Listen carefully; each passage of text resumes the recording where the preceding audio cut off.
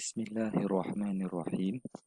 Baik, jadi pada kali ini kita akan sambung untuk pendidikan Islam tahun 2 dalam unit yang keempat, bacaan sunat solatku. Baik, kalau murid-murid masih ingat, sebelum ni kita telah belajar ada bacaan yang wajib. Baik, dalam solat kita ada dua jenis bacaan.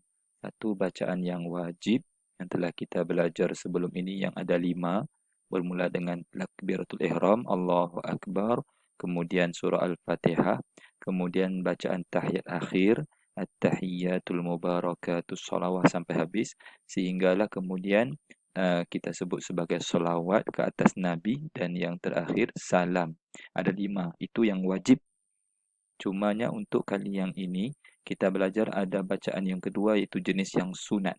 Baik, bacaan yang sunat ini ada lebih kurang 13. Ada lebih kurang 13. Jadi kita akan belajar sedikit-sedikit lah. Beza wajib dan sunat ialah kalau bacaan yang wajib mesti kita baca.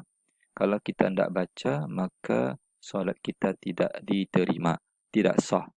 Dan bacaan sunat pula dia tidak wajib. Kalau kita baca, kita dapat pahala. Tapi kalau kita tidak baca, kita rugilah. Tapi solat kita masih diterima.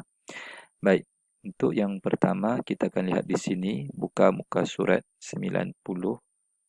Buka buku teks kalian, muka surat 91. Baik, kita lihat mungkin 6 sahaja. Baik, yang pertama ialah membaca doa iftitah. Apa itu doa iftitah? Iaitu bacaan yang kita mula-mula baca ketika kita selesai angkat takbir.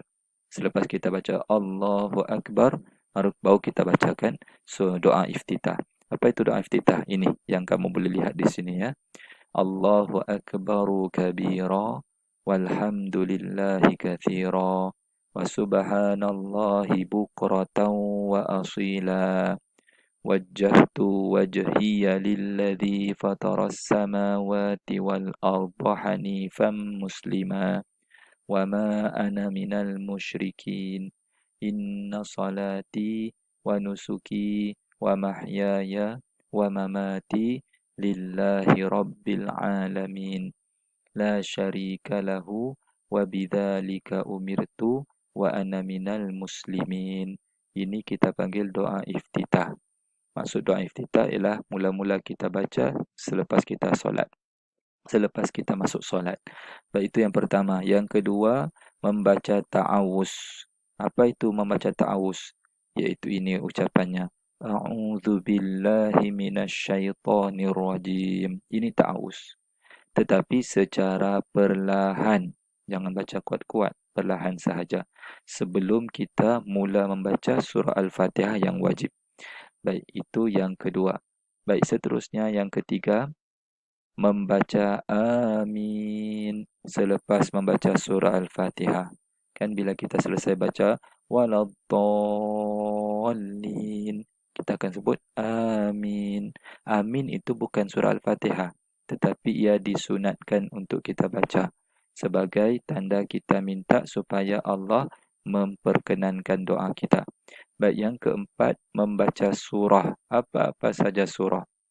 Termasuklah surah Qul Huwallahu Ahad, Qul A'udzu Birabbin Nas. Kita baca surah-surah itu selepas kita selesai membaca surah Al-Fatihah dan amin tadi. Yang kelima, membaca surah Al-Fatihah dan surah secara kuat pada waktu solat subuh. Maknanya waktu solat subuh, pada waktu solat maghrib dan isyak, kita disunatkan baca surah Al-Fatihah dan surah yang pendek tadi dengan kuat. Kalau solat zuhur dan solat asar tidak boleh.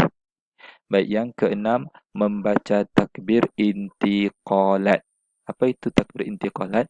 Maknanya takbir yang kita baca bila kita berpindah daripada satu perbuatan ke perbuatan yang lain. Contoh, kita sedang berdiri, habis kita baca surah pendek tadi kan, kita pun mau berpindah kepada perbuatan rukuk. Berdiri nak pindah ke rukuk. Dari berdiri nak pindah rukuk, apa yang kita sebut? Allahu Akbar. Ini yang dinamakan sebagai takbir intiqalat. Kita panggil takbir intiqalat. Jadi ada 6 setakat ini bacaan-bacaan yang disunatkan kita baca. Ustaz ulang semula. Doa iftitah, Kemudian ta'awuz, a'udzubillahi minasyaitonirrajim. Kemudian amin selepas Al-Fatihah, tambah surah yang pendek pun boleh.